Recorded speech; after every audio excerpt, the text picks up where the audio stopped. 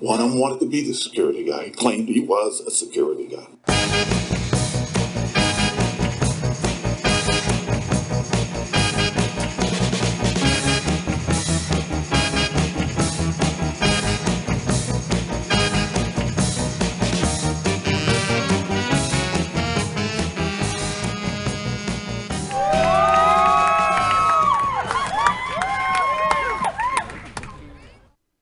Hey, welcome everybody to another exciting version of Security Guy Radio with your host Chuck Harold. And today we are not in Oompa Loompa, and our special guest is going to talk about that. I actually got the color right on the camera today, so pretty happy about that. Listen, I want to talk about something really exciting today. We've had this guy on the show a couple times, and he never ceases to scare the crap out of me, and I hope he scares the crap out of you because he probably should. We're going to talk about drones, and this is a big problem. Because, as he's going to tell you, this is only in its infancy right now. This is just the beginning of technology, and technology is 6 years old on this, and it hasn't even started to get worse. And I think you're going to find this very, very interesting. You are on the air, my friend, back on SecurityGuyTV.com. Welcome to the show, James. Thanks a lot. It's great to be back again. Last time you and I talked, you didn't look like an Oompa Loompa, so at least that's kind of changed. That is good. All right, so I'm excited to talk about drones today. Boy, there's some stuff going on with drones that I was not aware of. We were talking before the show. One thing was that drone technology is 6 years old. Tell us about that. Well, the thing is that the components that have made drones become so prevalent on the various markets is the technology that was developed back in 2007 by 3D Robotics. Their team basically kind of started this revolution. There's other companies that had different components and different parts of the systems, but they were kind of the first ones to really step up the game and really create a way of being able to fly these things, remote, using different technologies and things like that. So there's been this kind of what's the best way of putting it? Like this marriage of understanding that, if you look at the original iPhone and the chipsets that were in the iPhone and how the technology evolved in an iPhone, then you can understand how the technologies continue to evolve with regard to drone and unmanned systems and that technology. So, I mean, when everybody kind of looks at it as an explosion in the last couple of years, well, it's been around since 2007 and even earlier than that. Now, I'm not talking about military systems. I'm talking about commercial systems. So with the invention, with these various, evolutions in technology, it's kind of pushed this industry to the forefront. So, I mean, you've got a lot of different people that are using unmanned systems in a variety of different ways in agriculture and security. You've got various football teams that are using it to, basically train their players to be better. So law enforcement's using drones for accident reconstruction and a variety of other things, and it provides immediate situational awareness. And I mean, the positive aspects of unmanned systems as a whole is just absolutely amazing. It's an exciting time to be around. The FAA is starting to become lenient with some of their rules and regulations. The first ever in history, the Israeli government allowed for unmanned systems to fly completely autonomously outside the control of a person, which means it's basically a flying robot, and they legalized it. So you can legally fly an unmanned system outside of any command and control system, and it's completely autonomous. And they're trying to bring that technology now to the United States. I heard rumors that they're going to be testing a variety of different systems in Arizona, and the FAA is starting to look at it as a potential, way of being able to integrate unmanned systems into the current airspace. But that's bringing on a whole laundry list of other problems, because with the FAA releasing, Part 107 and changing the rules, they've kind of made it a lot easier for the average person to get licensed in order to fly drones commercially. And all you have to do is just, study the various courses and then write a test. improve your proficient in flying an unmanned system. And I mean, anybody can do it now. So I mean, it's laying the groundwork for for just this huge explosion. Okay, so as this evolution continues, there's been a number of different things that have happened, and over the course of the last 2 years, there's been this huge push with regard to various terrorist groups utilizing unmanned systems, just basically off the shelf. Taking something like a DJI system and being able to convert it to drop a grenade on top of shoulders, or a number of different things like that. Try it. So last time we talked, you were concerned about the proliferation of making these things legal, and we thought they were going to make things illegal. But what you're saying is now that they're starting to loosen up the regulations on this stuff. Is that right? Well, there's a variety of different companies in the United States right now that have applied for a variety of different kinds of waivers with regard to flying unmanned systems at night, and flying unmanned systems beyond the line of sight, which means that the pilot doesn't have to maintain a constant visual of the actual drone itself, which was a rule at one point in time. But you can apply for that waiver and get a waiver on the line of sight and at night. So the FAA is starting to kind of loosen up some of the rules and regulations. Basically, the FAA is a safety organization. They want to be able to fly unmanned systems they want to be able to integrate unmanned systems in the airspace in the safest way possible. So if you can give them a use case and prove to them that you've done everything in your power to create safe systems that will, that you have a parachute on it and you're flying it with lights and all these different things, then the FAA essentially will give you permission to fly that system until something happens. So, it's kind of like this very, very organic cycle that's been going on, where people have been getting all these different permissions to do a variety of different things. I mean, there's a bunch of different companies that are doing some really great things in the U.S. right now with regard to unmanned systems, and a lot of it's in agriculture, but there's some of it that's in law enforcement. I know that there's some departments around the United States that are flying unmanned systems at night and doing a variety of unmanned night missions, which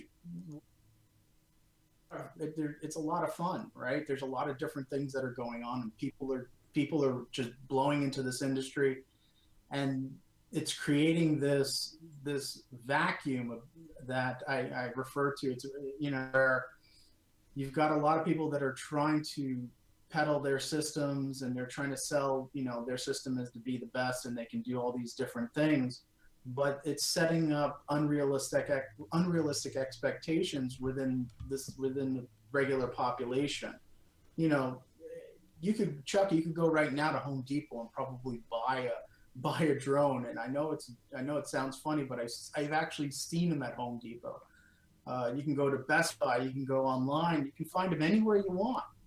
And there's really a handful of rules and regulations, but there's no real oversight, because the problem is how do you identify whose drone that is? I mean, the FAA does require you to register your drone, but what about the people who don't register the drones, right? And what if you've got a pervy neighbor that thinks your wife is really pretty, and he buys a drone so he can look at her in the back of your property and stuff like that? I mean, there's just a variety of different issues that need to be addressed. And the problem is that the FAA isn't ready for all these different problems that are starting to pop up. I know you've heard stories of people shooting down drones out of the sky, for a variety of different reasons, because it felt that they were infringing on their personal property and things of that nature. But I mean, there's, you can argue this case either way. It all depends on how you want to look at it. Currently in the United States, you can't shoot a drone down. It's against the law, because a drone's actually considered an aircraft. And you can't interfere we cannot interfere with the flight of an aircraft in U.S. airspace. So, I mean, to shoot one down, you're going to be dealing with a laundry list of issues from the FAA, including local law enforcement, they may turn around and charge you with a bunch of different things. But like I was saying before about, the various groups out there that have ill will towards, have ill will towards anybody, they can get a hold of these technologies and utilize them in ways, like we're seeing in the Middle East right now, where they're dropping bombs, or they're using them for surveillance, or they're trying to get operational intelligence. I mean, the technology is so readily available, you can get it almost anywhere, and this is causing a huge problem. I mean, you can gain access to an area utilizing a drone, and people won't even know it's there. And I remember I said to you last time, I can land one on your house and create a virtual Wi-Fi hotspot, and you'll never know I was there.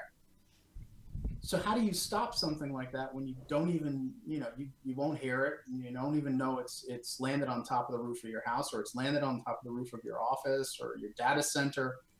I mean, there's just a laundry list of problems that need to be addressed. And the thing is that the whole industry needs a little bit more oversight with regard to unmanned systems, and they need to kind of take a step back. I understand that this is kind of a revolution, and people that are really trying to get on board with this because the technology is so prevalent. But the thing is that we have to be very cautious, because, we can invent things to do good. We can invent things that are supposed to do good.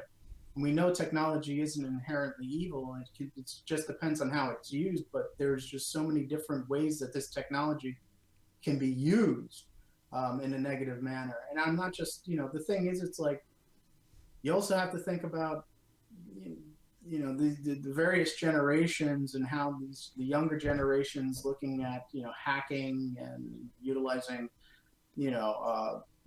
different kinds of algorithms to gain access to somebody's Facebook page. I mean, there's just so many different things that need to be addressed. So how do you? Oh, I'm getting some feedback. Is that your microphone on? My microphone is fine. Yeah, but I hear myself through your. Was your speaker on? I think that's what it was. Now it's gone. Okay, good. Boy, you're having all kinds of fun today.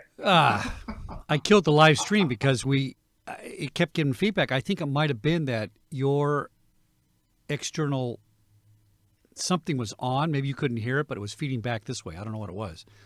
So I killed the live streams. We're just recording, and we can edit this because it's still going. The picture still looks great. Everything looks great. I've never had that happen before.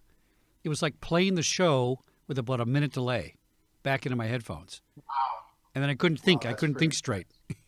What a bummer. Well, let's just keep recording. If you edit, it's no big deal. We can just have some fun with this, Well, that's what I'm saying. Yeah. Let's just keep editing it. The one thing is that I don't want to scare the pants off of people, but they really need to understand that this technology has got two sides to it. It's kind of like Dr. Jekyll and Mr. Hyde, right?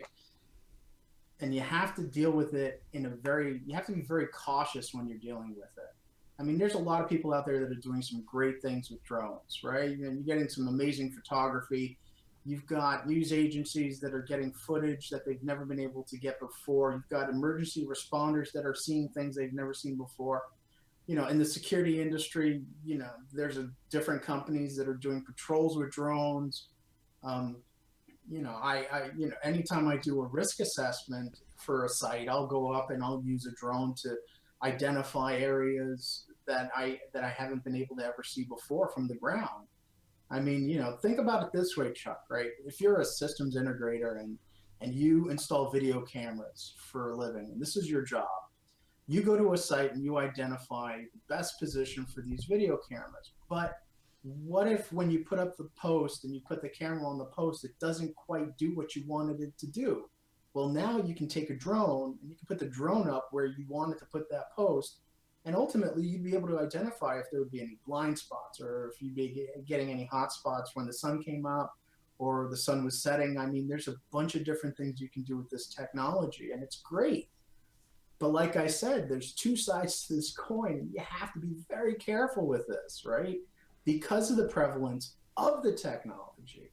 like you can go almost anywhere and buy drone or drone parts or drone pieces. You can build a drone you can build an unmanned system out of wood if you wanted to.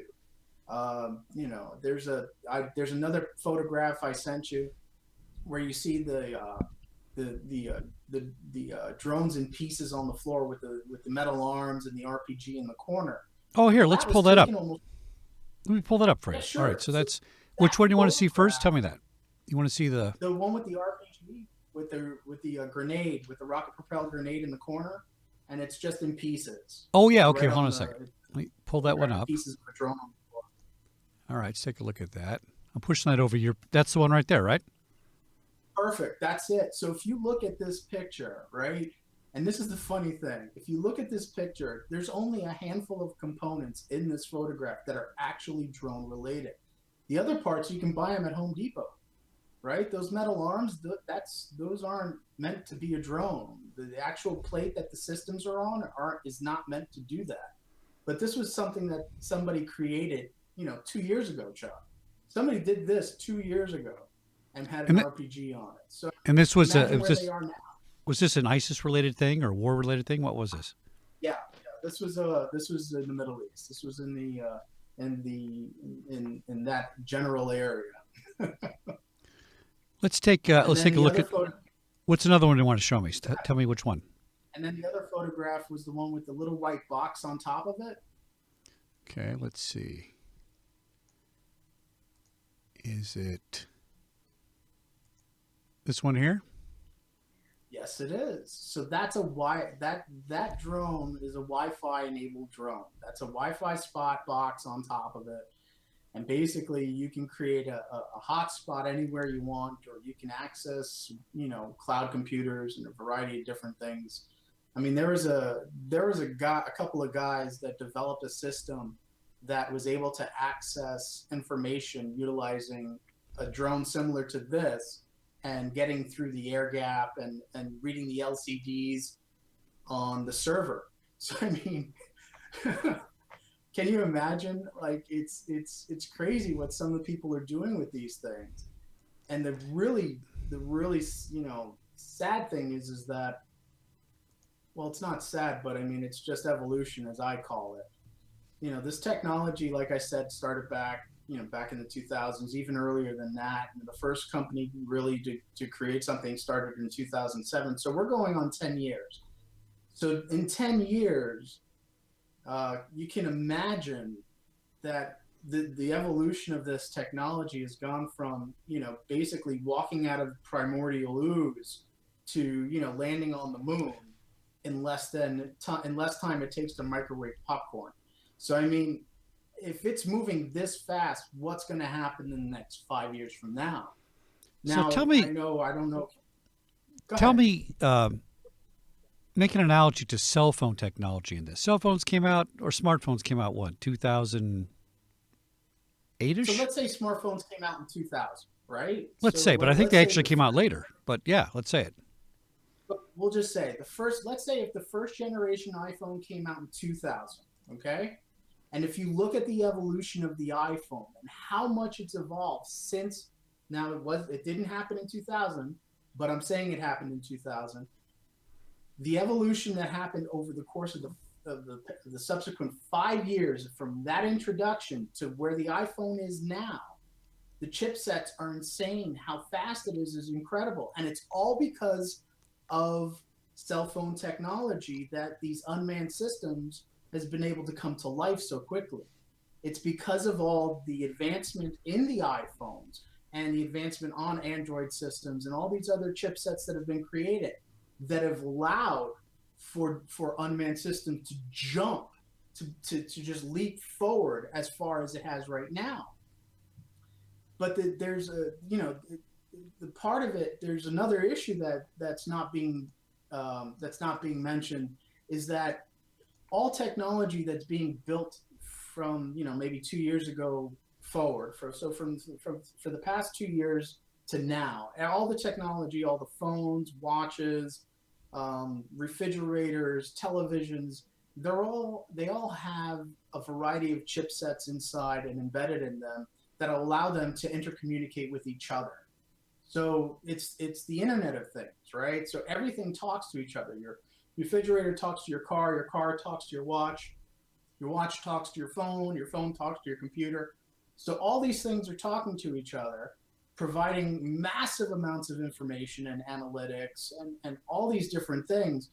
And every time you agree to something on an app, you're allowing all that information to basically get out. So, I mean, if you were to look at the agreement that DJI has, now DJI is the #1 drone manufacturer in the world. They've got, I think maybe last time I looked, they've got like 40 or 60% of the market locked down. And it's a Chinese company, and they have just absolutely dominated the industry.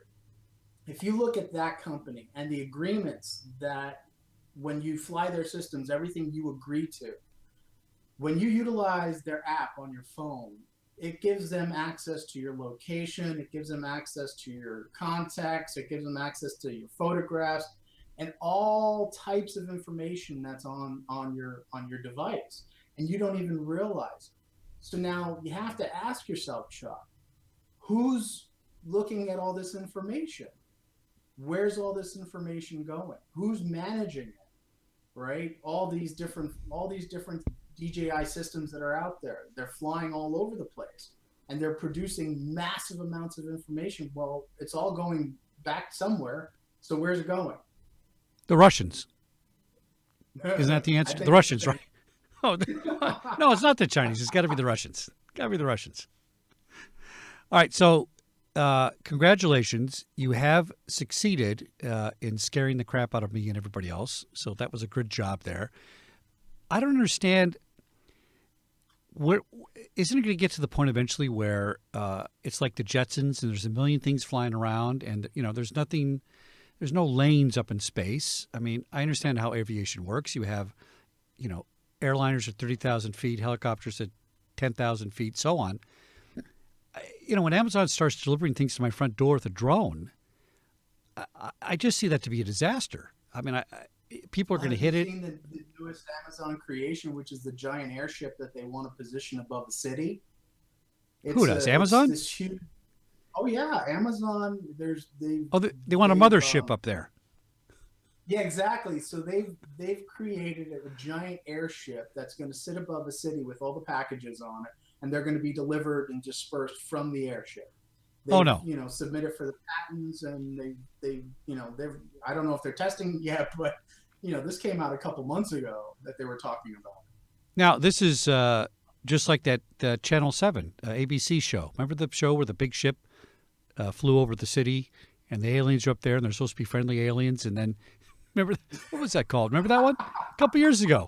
I am leaving. Yeah, definitely. It's going to be. It's going to be a very interesting time, right? So I mean, I don't remember if you were recently at IFC or anybody who was recently at IFC West, a couple weeks ago. You got to see the different land-based robots that were out there. I know you had an opportunity to have the Robo Alliance group out, and all these different robots basically that are becoming a part of the security industry.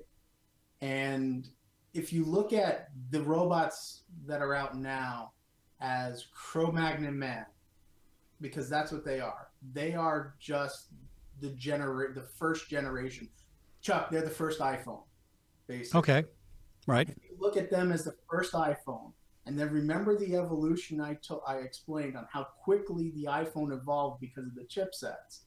So how quickly do you think it's going to be that you're going to have robot guards? You're going to have robotics completely integrated into the security industry, integrated into delivery industry, integrated into every industry that can be imagined. They've already have.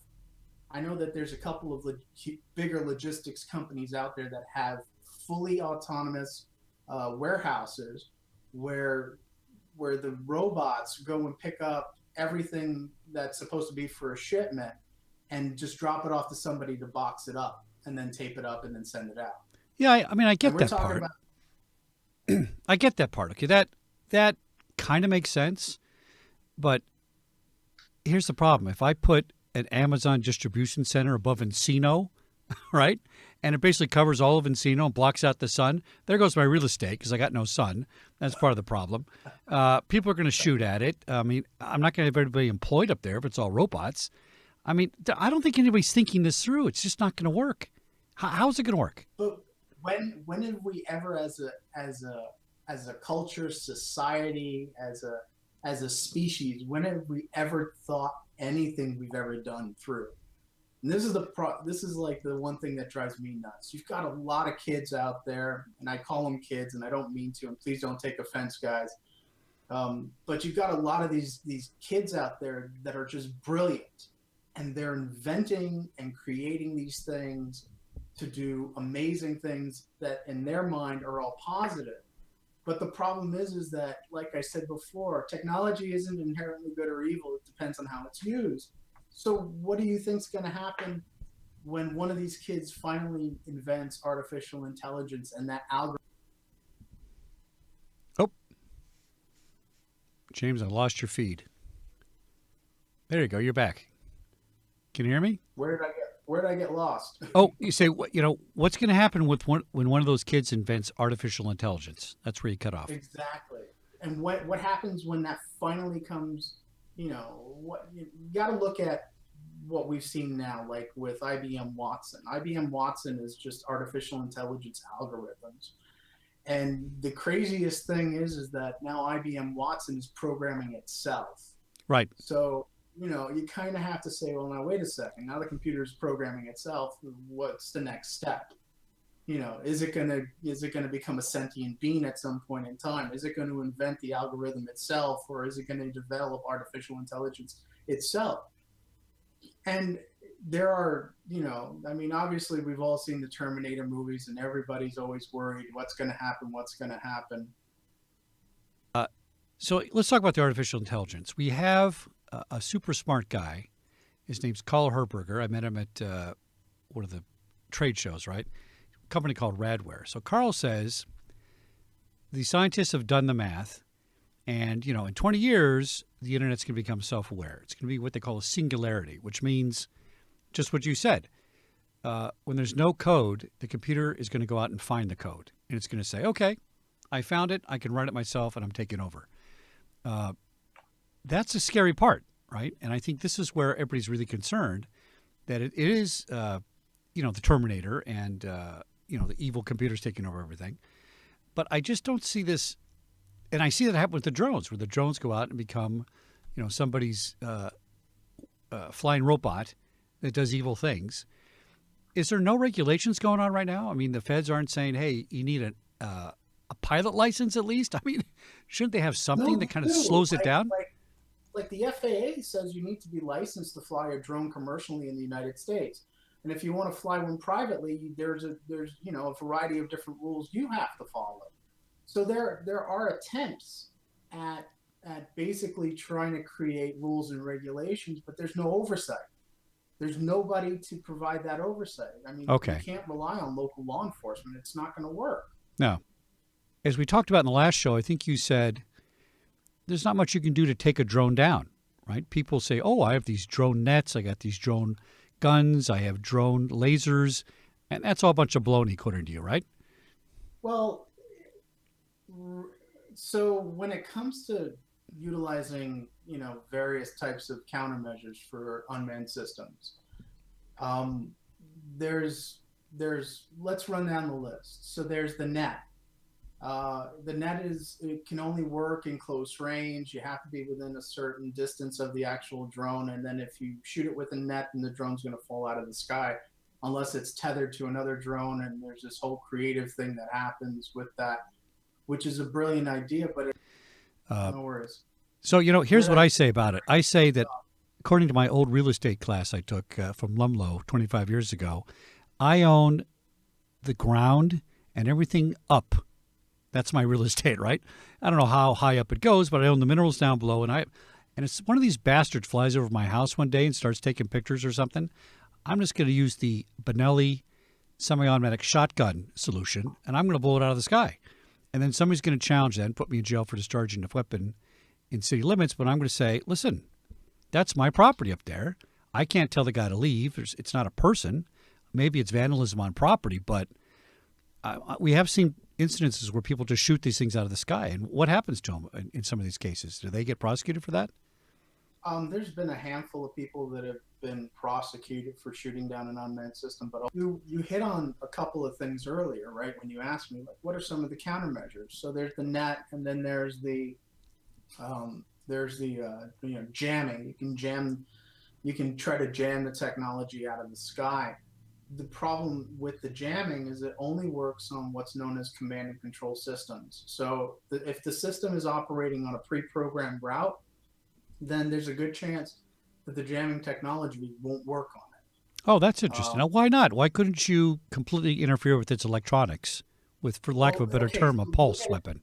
You kind of have to look at it this way, right? So with me, this is what kind of gave me my second nickname, which is the evil genius.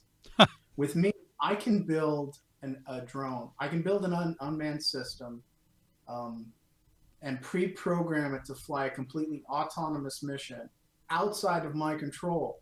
So basically, I'm able to program it, and once I hit enter, it goes off and does whatever I programmed it to do. And it'll utilize GPS or traditional navigation waypoints. It depends on which one I programmed into the system. So a lot of these technologies that are out there to defeat unmanned systems rely on the fact that somebody's utilizing the GPS or the navigation softwares, the variety of navigation softwares that are out there that they can counter. And some of the technologies, what they do is they'll send a signal to the drone to return to home. Well, if my drone is programmed not to return to home or to think home is right on top of your head, then that return to home feature is not going to work. If I'm flying my drone not using a GPS, then the GPS jammer is not going to work. But there's a flip side to this, right? So an off-the-shelf DJI system can hit about 4,500 feet. At 4,500 feet, you don't even see this thing. So it could be sitting up there and you wouldn't even know it. Somebody could drop it in the middle of downtown Manhattan or drop a drone on top of the White House and nobody would ever know where it came from. And that's the crazy thing. Okay, so why not just make them all illegal? Wouldn't that be easier until we get a handle on this?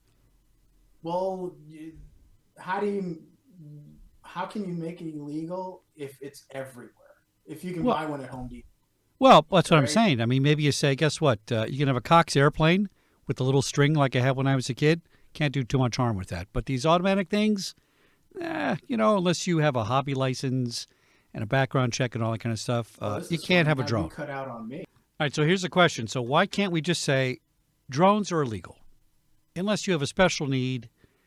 It's like having a helicopter license. Not everybody can have one. Too bad.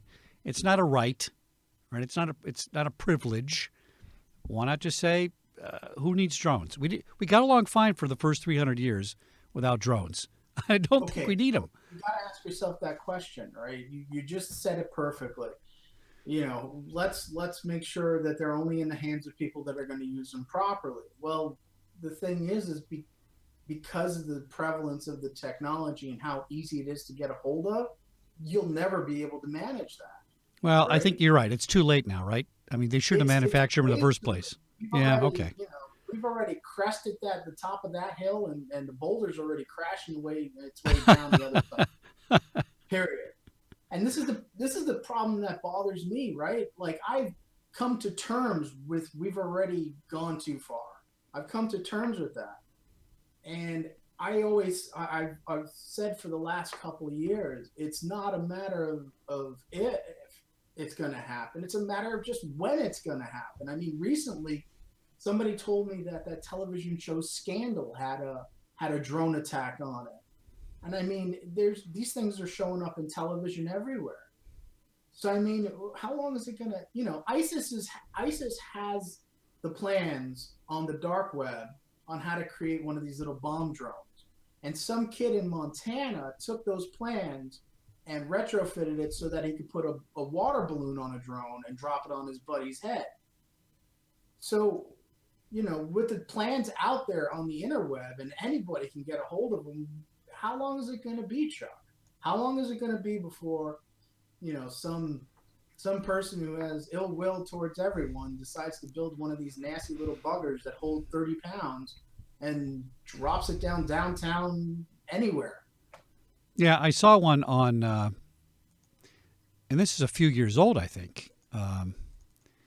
What was it? It was something on YouTube or something where a kid rigged a 9mm gun to the drone, and I it was. showed that to you last time. That's right. It was firing perfectly well. It worked great. And you want to hear something funny? He didn't break any laws. Yeah, they were trying to prosecute him, and nothing happened, right? They tried to prosecute him, but he didn't break any laws. Now they changed the rules after the fact, but he didn't break any laws building that thing. And that's you can put I think I sent you a picture of a drone with a torch on it, right? Oh, here, let's take a look at that. Yeah, that's. Yeah. So I was wondering, is that a military application? What is that? No, it's not. That's a civilian app. Oh, here we go. We're looking at it right. Oh no, that's the wrong one. Hold on a second. Let me get that for you. No, that was the one that was at the. Yeah, what is this one here? That was a terminal. Is that a giant drone picking something up? Is that what that is? Which one? Which one are you looking at? It's a drone at a terminal. I mean, what does it do? What's its function? What's it doing? Oh, well, what we did was we utilized it to identify, basically where certain containers were, position of other containers. We used it to create a more efficient model for the site. Yeah, and, makes sense. It kind of had another added value where it also did security. Yeah. Here, let me push up this other one here. Now, this is the torch. Right. And so this is a if I'm right, this is a Chinese company that built this system, and they're utilizing it to burn garbage out of power lines. That's what that is. So it's torching garbage that's in power lines rather than try to send. Oh, I lost you for a second. So rather than trying to send somebody up on top of the power lines, which is dangerous and people get killed doing that. This. So yeah, I didn't hear you because I got disconnected again. Yeah. But yeah, they were using it to burn garbage out of power lines. That's what that's for. That's amazing. Which could just as easily be something as a weapon.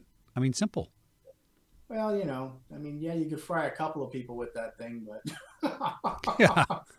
Talk about roasting marshmallows, right? I mean, So what do we do? What's a stopgap? Is there anything we could do? I don't want to sit here and keep hitting the panic button. The whole thing is, a lot of people ask me, what can we do about this?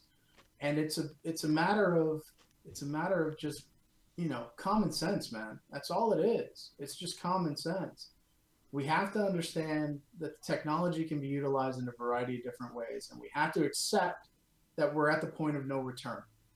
But how do we manage it? Well, maybe like just not a typical FAA registry, but like if you want to buy certain components, you need to be registered to buy these components.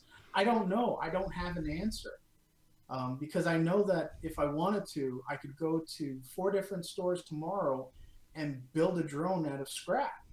Right. And that's the scary part, right? That's the part that bothers me the most, man. It's like, it's the components for these things are as big as a wallet. I mean, it's tiny stuff. You can fit it in anything. And I mean, you can build a nasty drone, or you can build something that does some great things. I mean, let me ask you about that. So are we going to nanotechnology? You see these things on Facebook where there's a mosquito-sized drone that can land and do spy work and stuff. Is that all science fiction, or no, it's not. How small do we have for drones now? Spy drones? Probably about the size of your thumb. Really? Yeah. There's a BeetleBot right now that the U.S. Army has been testing. It's probably about the size of a business card and about as thick as thick as like just a plain old notebook. It's not that big. Air Environmental had the Hummingbird system, which can be perched anywhere and had a camera and provided a live feed. There's a lot of different people that are experimenting with a variety of different things, right? I mean, now, I saw that Hummingbird.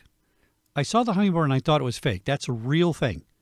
Yeah, that's a real thing, right? Wow. And DARPA is pushing all kinds of different initiatives when it comes to drones. I mean, it's insane some of the some of the robotic stuff that they're trying to invent. And I mean, there's even the medical industry is utilizing microscopic, for lack of a better term, but microscopic drones in order to monitor people's internal respiration and organs and stuff like that. I mean, there's it's you have to realize, like I said, it's inevitable. We're at the point of no return, so we just need to be, we need to manage it properly. We need to utilize common sense. If you see somebody, it's kind of like if you see somebody stocking up on ammo, who do you tell at that point? So if you see somebody stocking up on drone components, who do you tell? Yeah, that's true. That's true. Michael Crichton wrote a good book many years ago. I think it was called Swarm or something like that. Anyway, it was about nanobot technology that acted as one intelligent being. So 1 million teeny weeny little nanobots, or drones, I guess you could call them, were able to form shapes, impersonate people, and act as one unit. It was pretty scary, and it seemed pretty far-fetched, but it's not so far-fetched anymore. It really isn't. Already there. We're already there. There's a variety. There's a couple of projects at MIT and a couple of other engineering facilities around the United States that are testing what's known as swarm systems, where they integrate not just one little robot, but we're talking 1,000 little robots all doing one little job. Right now, they're building little micro bridges, and they're following each other through the woods and stuff like that. So there's a lot of different things that are going on. That's a lot of fun. I mean, these are all the fun parts of it. But I mean, I don't see anything fun. The cool thing is, I don't see anything fun in 1,000 mini robots building bridges. I don't think that's fun at all. I think that's freaking scary. Yeah, well, it gets scary if they all have like little saws on them, and they start cutting down something. That's well, now too bad we can't use those in the studio here to fix all our technical problems. That would be very useful. I'd use them for that for sure. Anybody that's interested, be sure to connect with me on LinkedIn, James A Acevedo, CPP CPS, or follow me on Twitter at James A Acevedo, and you can check out my website www.starriver.ca. Give us closing bit of advice on don't what panic. people don't panic's a great one. Keep calm and don't panic. But how about something the average person could use to understand what they're looking at? In other words, what a drone is not this big thing like a Cox airplane used to have that makes a lot of noise. These might be quiet things, silent things nowadays. What might people look for as a sign of that? If the concern is an unmanned system, then obviously you're going to have to try to look up in the air and identify if you're actually looking at a drone up there, because the problem is at certain altitudes you won't even hear it, and if they That's go what I high thought. enough, you won't even see it. Right. You have to be at a certain distance to be able to even see a drone. That's why some of these technologies, these detection systems that are out there, they rely on the sound the drone makes, and they have acoustic detection systems. I know Drone Shield makes one, and they also have a variety of utilizing like video analytics to identify the shape of a drone. So I mean, because we're still in infancy stages, I mean, everything that's been developed over the course of the last 2 years is still in its infancy. So it's not perfect. It's not a perfect system, but if you have something you really want to protect, then you need to look at detection technology. Now, you won't be able to necessarily be able to knock a drone down out of the sky legally, because if you utilize jamming technology, it's against the law because of the FCC rules and regulations. You have to get permission, and the FCC gives no one permission. If you shoot it down, then you're going to be dealing with the FAA and local law enforcement. But ultimately, it comes down to this. If you suspect that there's a drone in your area, see if you can identify the pilot, because 90% of the time, it may be somebody that has command and control. And command and control means somebody has a little remote control sticks in their hands, or they have a tablet or something to that extent. And you can't miss a drone pilot because we're constantly looking up. It's a good point. So look for the guy that's looking up. Now, if you see something really, really big flying in the sky and there's nobody close by that's looking up, then I would just leave the area. All right. That's just me. All right. James, we're going to leave it at that. That's a great way to close the show. And we'll have you on again. I like to have you on as a regular guest. I mean, I think this is kind of stuff that moves so fast. We got to keep up on it. And sorry for the technical. You know what? You said that last time that you wanted me to come on, monthly, and you know what? I have to eat it on this one, buddy. I will try to do it for you. I will try to do it this, moving forward. Now we'll try to do maybe, 20-minute monthly thing or something to that extent. And then let's do it. It's fascinating. Stuff like that. It's going to be one of those things that catch up with people before they know it. And if they have some of this information you're giving us, I think it's going to really help a lot. Thanks for coming on Security Guy TV. And with that, we'll sign off, and we'll see you next week. Thanks, James. No problem, Chuck.